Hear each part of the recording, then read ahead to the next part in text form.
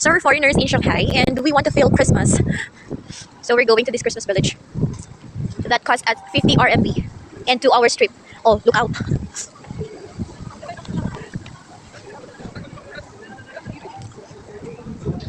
Wala bang Tagalog song dyan? Hindi ako nag-live.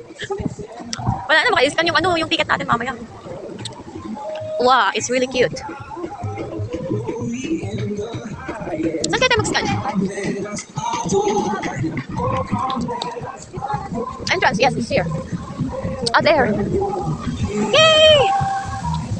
Mag-ano muna. Scan muna ng ticket.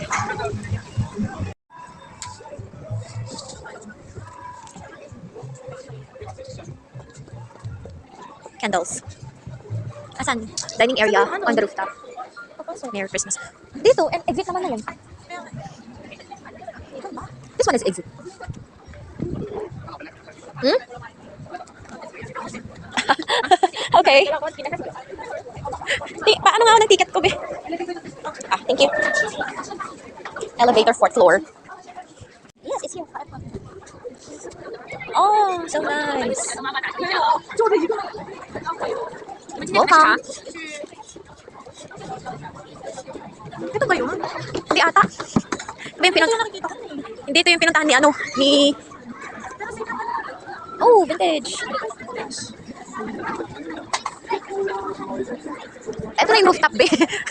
Ito na yun. Ha? Oh.